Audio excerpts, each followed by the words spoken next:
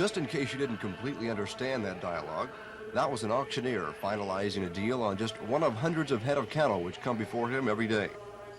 If you've never been to a cattle auction before, you ought to try it sometime. Except for a few minor details, it's about the same as auctioning off a valuable art object.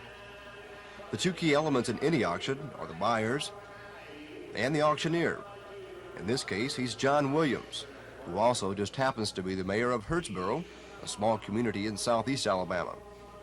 Williams has been in the business for 12 years, but unlike most of his colleagues, he never went to school to learn his trade. I just picked it up on my own. Just started from other auctioneers, listening to them, and just started like that. Does it take a lot of practice? Oh yes, I did quite a bit of practice before I started auctioning. I like to drove my father and brother to death, getting them to buy from me fake bids and all until I learned, and I practiced quite a bit. Besides the money, what do you get out of auctioneering? Well, it's a great challenge to me. It's the challenge of buying and selling. It's a wheeling and dealing kind of business, and I enjoy that. Although you don't hear about them very often, Williams says auctioneers aren't a dying breed. Some of auctioneers have increased in the last 3 or 4 or 5 years. A lot of young people have begun to want to get in the auction business, but it's kind of a hard business to get into. How would someone who would like to get into it? Well, we have a Alabama State Board of Auctioneers now that you have to pass their exams, and you have to go to a school now. You serve 1-year apprenticeship under a sponsor who's already a licensed auctioneer, and if you don't go to school, you have to serve 2 years apprenticeship, and when you serve your 2 years apprenticeship and pass the exam, you can get into the auction business. Start your business of your own, or either get someone to hire you. What kind of a life does an auctioneer lead? A very busy life. I sell 4 sales a week, Monday, Tuesday, Wednesday, and Thursday, and then I have a lot of sales on the weekend, special sales. In things besides livestock? I sell heavy equipment. I sell equipment for a couple of firms, and then I sell farm equipment, stuff of this nature. Is there much difference between the two? Quite a bit. You sell in cattle for 25 cents on the hundredweight per pound, and a lot of this equipment, I sold a piece of equipment in Huntsville, Alabama this past weekend for $120,000, so it can't get up that figure. It's kind of tongue-twisting. If the auctioneer isn't intriguing enough for you, take a look at the buyers. For them, even an itchy nose could cost them money. It's been kind of stretched. Everybody that talks to me, they say, well, how do you do? Do you flick your ear, what you do? But it's, your buyers know. I mean, they look at you. The auctioneer's got to know pretty well what he's looking for. And your buyers, they'll look at you in a certain way, or they'll move the hand or move the card or something of that order. Do you know most of the buyers yourself so that you kind of know their little technique? Right. You just about have to know. It's once you go to a place and start selling, you know most all the buyers and the way they bid and everything, and you can kind of follow along with them. You plan on continuing in this line of work? Until my throat gives out.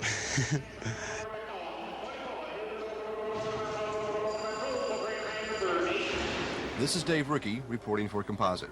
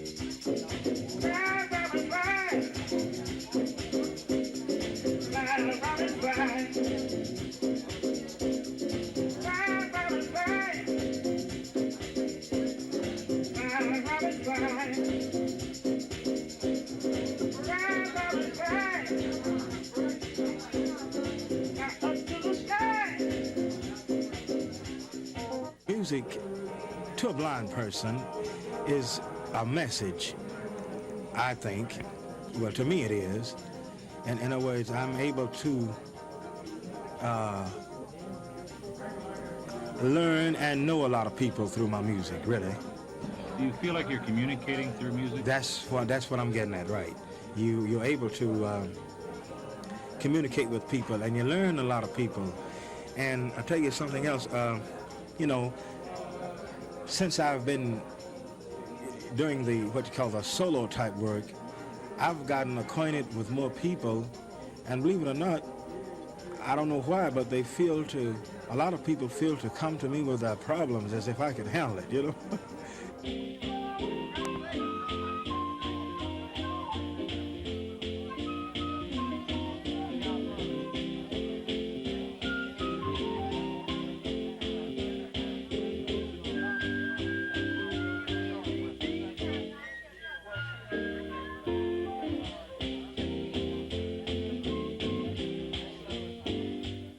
Calvin, if you were going to sit down and tell somebody who Calvin Scott was, how would you do it? My goal, I think, is to try to, well, I want to be a top recording star one day, I hope. That's still regardless to whatever I might get off into,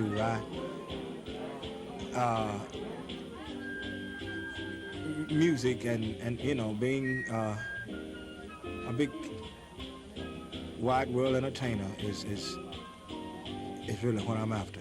Take the ribbon from my hair, put it loose and let it fall. It's all against my skin, like the shadow on the wall. Come and lay here by my side. I have a wife and 4 children. Do they help you around playing any music? Are they musically inclined? Well, my oldest son now is taking up saxophone. I'm hoping that he progresses, and my oldest 2 daughters, they're not in music, and I don't know what my youngest son, who is 2 years old now, what he's gonna. He probably is a little bit of a drummer at that age, isn't he? Right now, I believe he is a drummer. Plus, we bought him a little piano, and he likes to play that and sit down, and when he gets through, if you don't clap for him, he gets mad.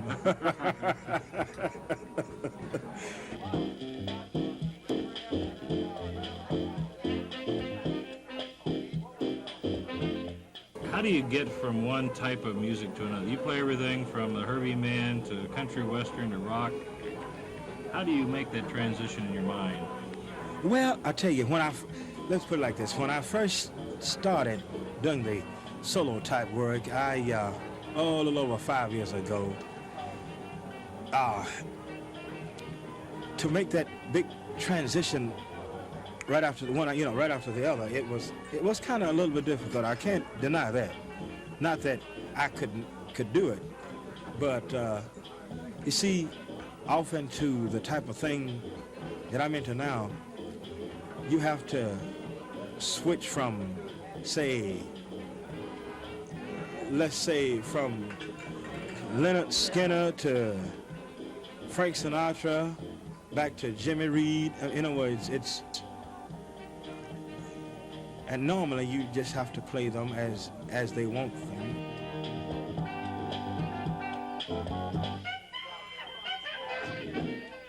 All jazz I don't relate to. You know, when you get to going too far out where, they get to playing all those notes where they don't register, then I can't get into it. But when you get into artists like, say George Benson, or Ray Bryant, or say Horace Silvers, I can relate to music like that, because Now, mind you, it's kind of close because I like a little bit of all type music, really. Because coming up through school as I did, I was raised, taught rather to like what they call the good music, and I can appreciate that because it enables me to be a little bit more open-minded, I think.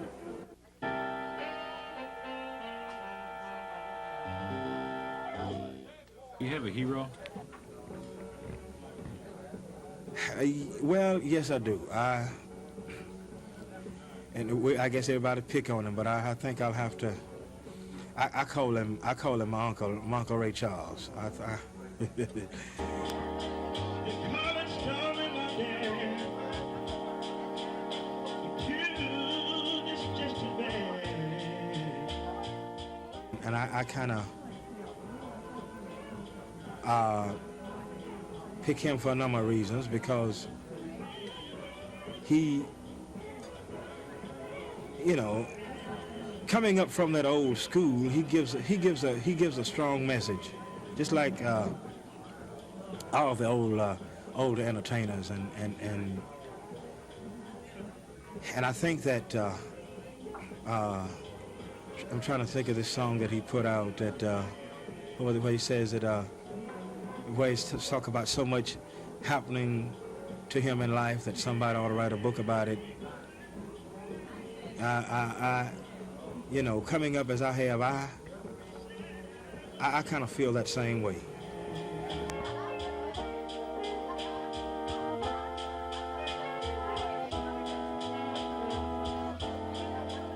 Sunday I go to church.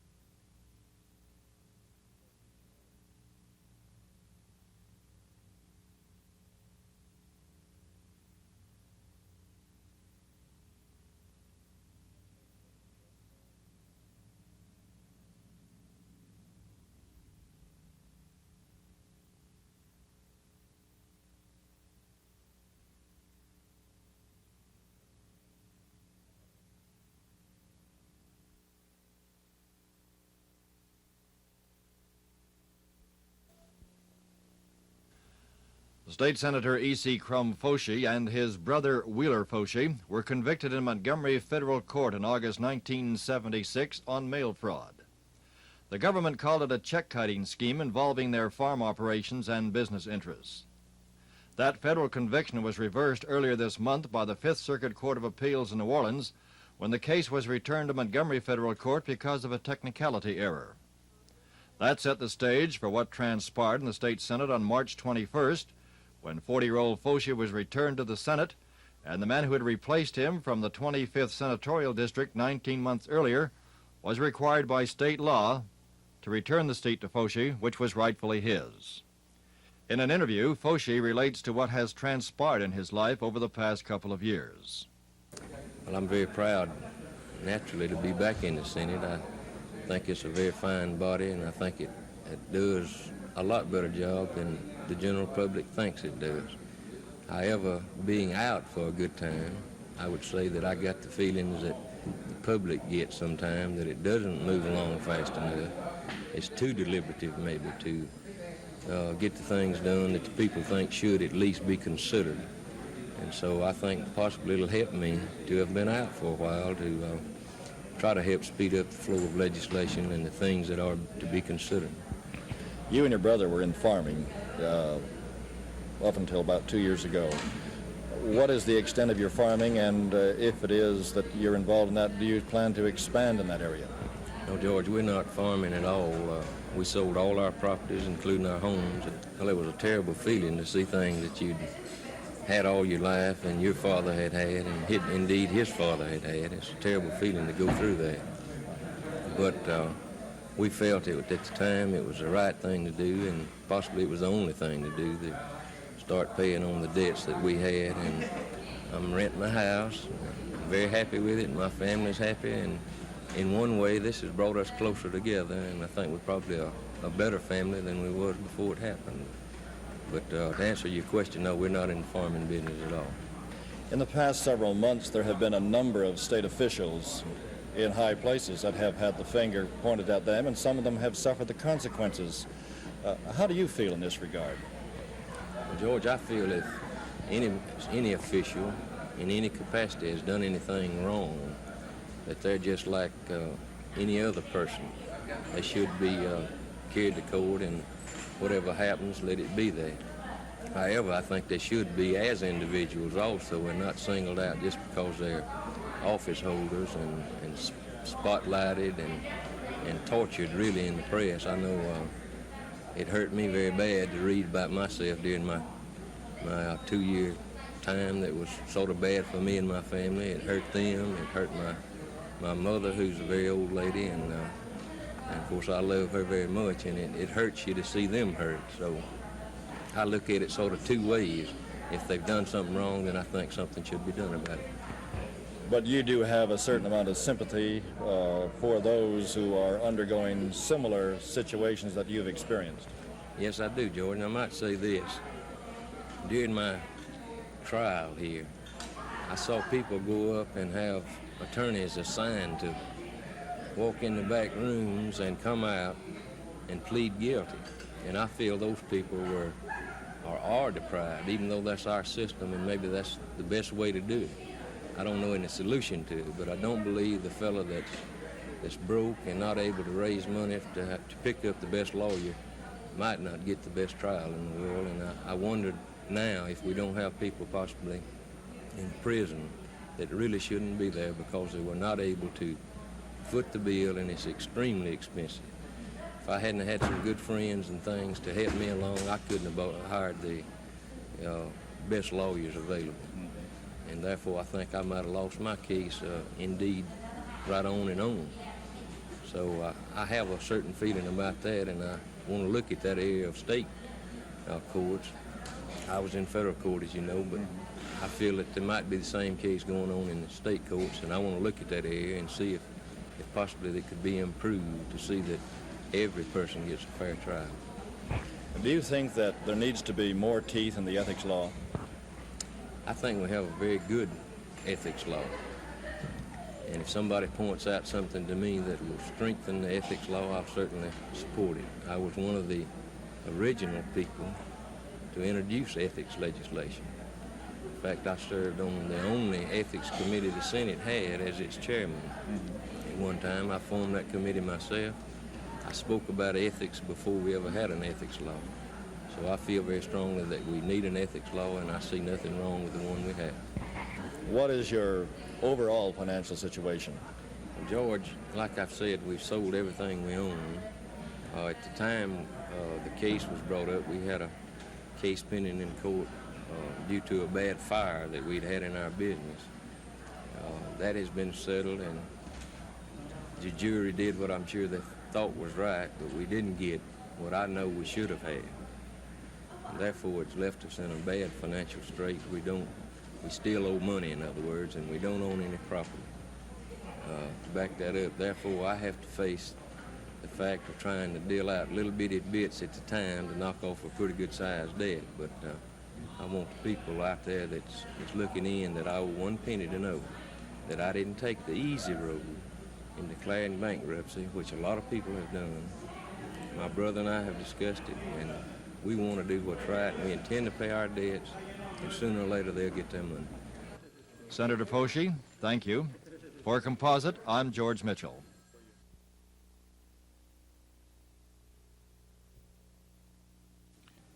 The restraining order was issued by Circuit Court Judge Perry Hooper, and the suit was filed today by attorney Alvin Prestwood in behalf of 6 state trooper captains and the Alabama State Police Association, and charges that the regular merit system procedures were ignored when State Trooper Head Colonel E.C. Dothert and Captain Wright persuaded the Personnel Board to establish a promotion list for Major to allegedly create a position for Wright.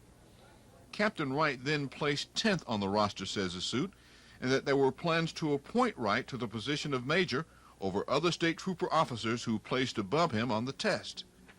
In the exhibits presented with the lawsuit today included the roster showing Captain Wright's position in order of test scores.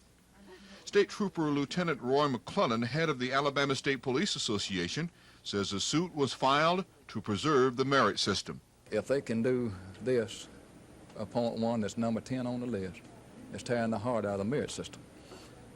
We just will not have a merit system if they can do this.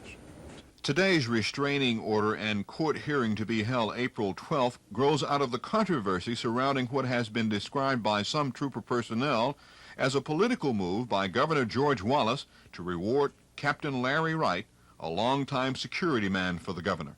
Lawsuits are filed against the state of Alabama almost daily, but this one is a little bit different. The court action is being brought by 7 state trooper captains, men who have been enforcing the laws of the state for many, many years.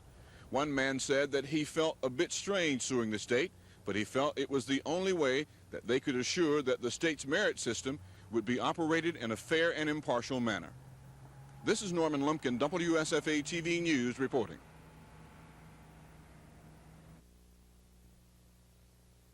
The Alabama delegation is going to call on the Air Force to postpone this consolidation until a full study can be made of the advisability of taking this step. And just tonight I was talking here at Maxwell with Congressman Bill Dickinson. He shares that opinion, and Monday we're going to call on the entire Alabama delegation to put our joint shoulders to the wheel to try to keep this from being done. They say it's going to have very little effect on the operation here, and possibly that's so, but I'd feel much more comfortable if the Air University and Gunter would stay as a separate command rather than being merged in with the Air Training Command.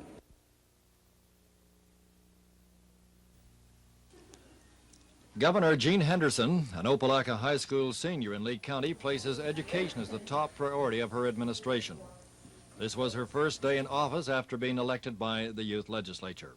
Well, I think that the education in the state needs to be improved. We've all heard of the Florida test where they found so many students illiterate down there, and we're sure the situation exists in Alabama. I'd like to see a type of competency test put into the system, and I'm sure this has come close to passing now. I'd like to see us working on the lead bill and some of the provisions in it. And I also think many of the prison systems we need to be upgraded. We need more funding to provide for the staffing of the prisons now that they've already put under construction. Later, Governor Henderson joined Governor George Wallace when he addressed a joint session of the youth legislature. Wallace, noting this would be the last time to address such a body as governor, touched on the importance of the office he holds. The governor of Alabama is the head of the executive branch of government in the state.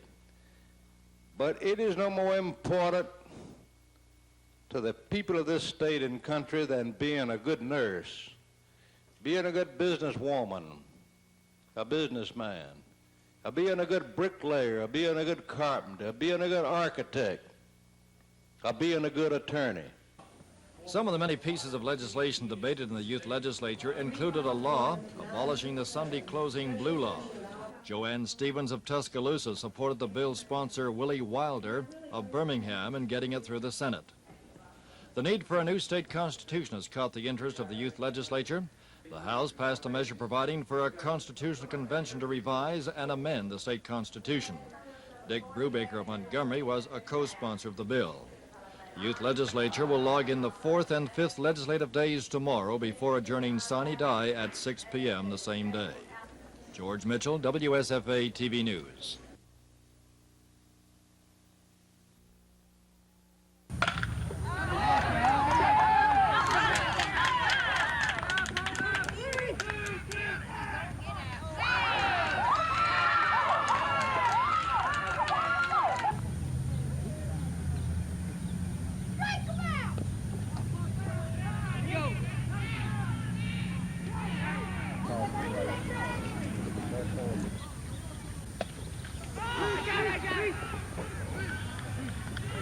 Shoot, he's going to yeah.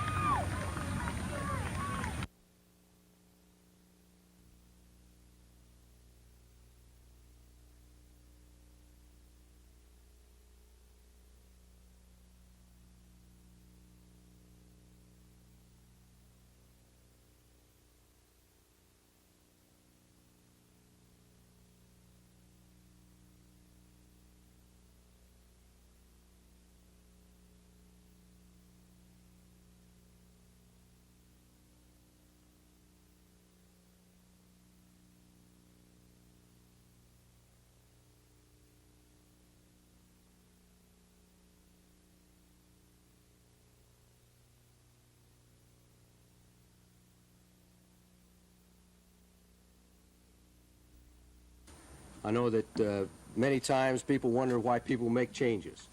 And I'm going to tell you, we have a good program at Southern Illinois University, but we feel we could have a great future here at Auburn. And I'm just proud to be a part of it. I'm proud to be a part of the Auburn family and hope to make it my contribution to the great tradition that is here at this university. There's a commitment to basketball at Auburn. There's a commitment in the Southeast Conference. And we realize it's a tough job. We realize that it's a tough league, but all leagues are difficult and all leagues are very competitive. And we're going to be competitive here at Auburn. When I came in, I was told that hiring of a staff was of my discretion, and under my discretion, I've had a chance to talk with Coach Green. He has agreed to remain on my staff, which I'm very thankful. I have not had a chance to talk to other people on the staff. This will be forthcoming in the next couple of weeks. But I feel that Herbert has a great reputation among high school coaches. He has a great reputation to people here in Auburn that feel he's done an excellent job.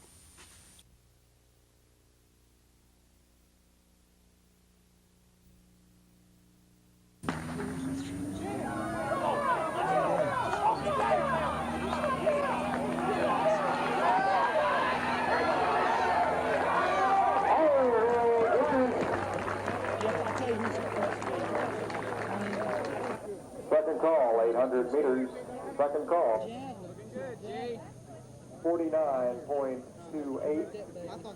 It's 49.27. In second place.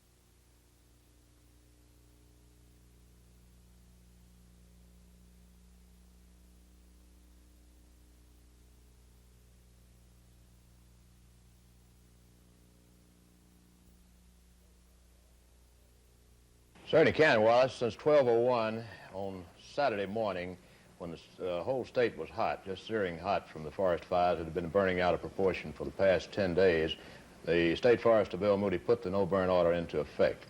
At that time, just a few hours later, we noticed a decided decrease in the number of forest fires that we'd been having, and especially in the number of acres that had been burned. For example, we dropped to 115 fires in the first 24 hours after the ban went into effect, and we burned only 2,467 acres. Now, that's a Saturday, this past Saturday. You compare that with a Saturday 1 week ago when we burned around 20,000 acres here in the state. How long do you think the no-burn order will continue? As long as State Forester Moody deems it necessary for the state of Alabama. Before he left this evening, he was taking a look at several counties where he will determine tomorrow whether or not this ban should be lifted. We are looking for rain on Tuesday. We are hoping for relief, but we are preparing for no relief. And this is the shape of the thing at the Fire Control Central right now here in Montgomery, where we have a 24-hour around-the-clock alert.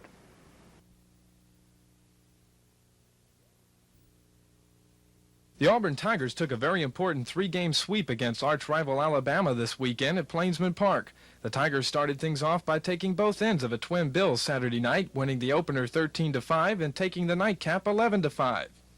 Auburn handed Alabama's Terry Asher his first defeat of the season in the opener, as Auburn snapped a 5-5 tie in the fourth inning with 2 runs and later added 6 more in the sixth. Auburn's Pat Keedy keyed the outburst with a fourth-inning homer. Scott Rooney, the Tigers' third pitcher, picked up the win as the trio of Auburn pitchers held the Crimson Tide to just 3 hits. In the second game, Auburn came back from a 5-run Alabama lead by scoring 3 runs in the third, 4 in the fourth, and 4 in the fifth. Renfro and Fusey each homered for Auburn to lead the hitting attack. Lynn Humphreys was the winning pitcher, whose record stands at 3-3, and Alabama's Leroy Russell took the loss and dropped to 2-2. Auburn capped the series today by downing Alabama 12-2 in a game that was called after 6 innings of play due to rain.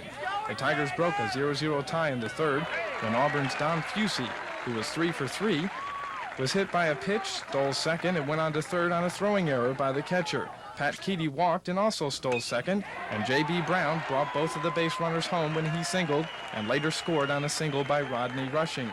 In the fourth inning, Alabama pulled within 1 when Johnny Wright and Mark Salem scored on singles by Gary Jack and Bear Riley. Auburn's Bill Latham came in with the bases loaded and struck out the Tide's Dean Moody to end the inning. Auburn picked up 3 more runs in the bottom of the fourth, 1 in the fifth, and 5 in the sixth before the rains. With the 3-game sweep, Auburn now stands at 9-6 in the SEC, 15-12 overall, and moves into second place in the Western Division of the SEC. Alabama's record drops to 6-9 in the SEC, 14-14 overall, and are in fourth place in the West Division. This is Emery Stapleton, WSFA TV Sports, reporting. Both these men are named Elston Howard. Both were in Tuscaloosa last week when the Yankees played the University of Alabama. Elston Howard Sr., a former American League Most Valuable Player, is now a coach for the Yankees, and Elston Howard Jr. is the starting right fielder for the Crimson Tide. Elston Jr. spent 2 years at Miami-Dade Junior College before moving to Alabama. His father saw him play several times there, but until last Thursday, Elston Howard Sr. had never seen his son play in an Alabama uniform. Elston Jr. hit well over 300 in his 2 junior college seasons, but he's had problems with hitting so far this year, so Elston Sr. offered a few batting tips before the game. I was surprised at his hitting. He, as a whole, when he played junior college, he used to hit the ball extremely well. And he's a little of a runt now, or should I say a slump. But more or less, I talked to him today about hitting, and I've seen a few things where he got his body turned around too much, and he's overstriding. So we talked about it, and I hope that it will help him in a way that he will improve in the second half. You take the help pretty well, take the advice pretty well? Yeah, he's a guy. Elston will accept advice all the time. I've been talking with him. I'm very proud of him. The kid, he works hard in school, which to me is the most important thing, because I really don't know whether he'll be a professional ball player yet. He likes to play, and I know a lot of scouts said he have had the possibility of becoming a major leaguer. So time will tell. I think he was nervous out there playing in front of with the Yankees in front of you for the first time in Alabama. I know he was nervous. Were you nervous at all before the game? Not before the game, but when I stepped in the box, I was very nervous. That first ball, I caught the first out. Willie Randolph hit. I was really nervous then. But after that, I settled down. I was all right. A lot of pressure on you coming up with the name Elston Howard? No, not really. You know, only if I put it on myself. In Miami junior college, you know, it was a big deal at first, but now, you know, since I was a good ball player, and everybody just know Elston Howard Jr. is a good ball player, you know, not the son of a famous ball player. Elston Howard Jr. did not have a good day at the plate against the Yankees. He popped up and grounded out twice in 3 trips to the plate.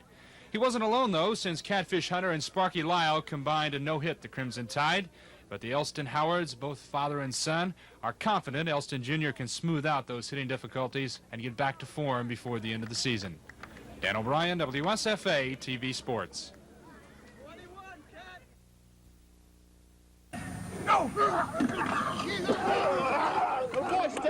Stop pass.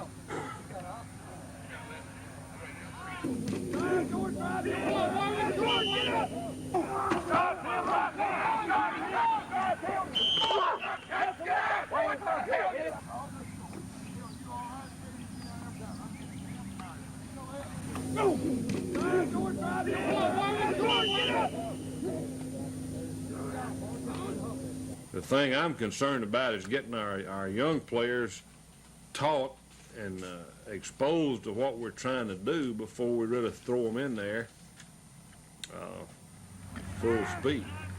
So at least, you know, the worst thing you can do, I think, is get a guy that you're counting on to develop and come around hurt in the first 2 or 3 practices, and you've lost him for the whole spring. We're going to try to use some judgment on that, but we got to get the job done too. We have so many really people that we're just hoping that are going to come through or develop for us or blossom this spring, and I think our theme is kind of hustle and hit this spring, but we're going to have to limit the hitting and do it hard when we do it. And we're looking for our 22 best football players, and we're trying to look at some people in a lot of different positions early and then try to get them in the right place. Certainly, from the way we've moved people around, we're trying to shore up our defense. That's important to us, and I think we can have a good defensive football team if some of these people come through.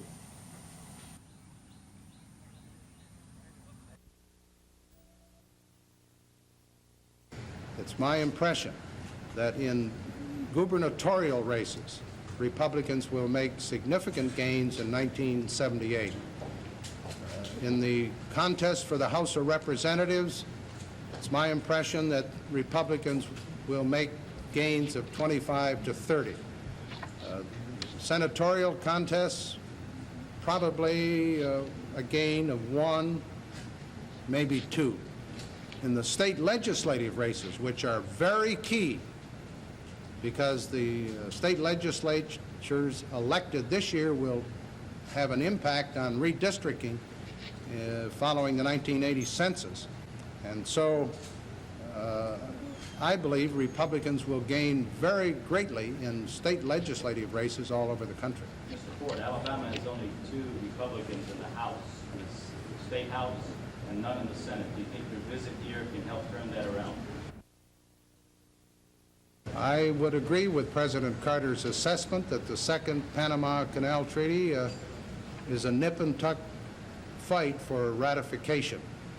I think it was unfortunate, the incident that developed in the last week, and I hope that those who voted for the first one will not back off now, since I trust that difficulty that arose in Panama has been resolved.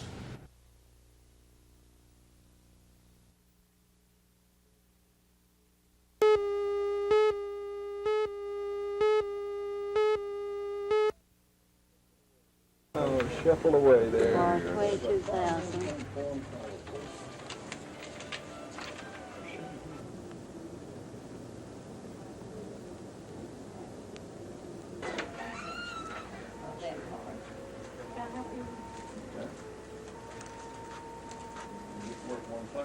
Carry over form. 4798. Well, you're supposed to be the same. You're supposed to be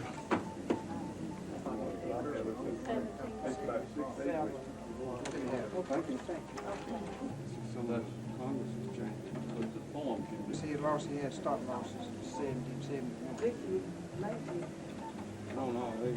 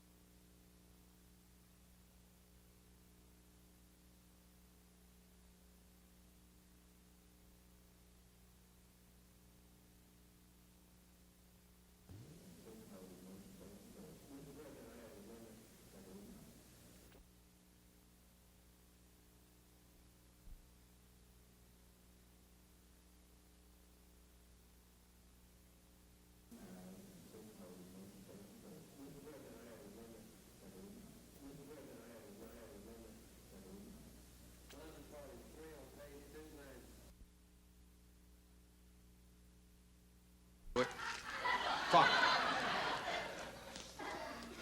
Isn't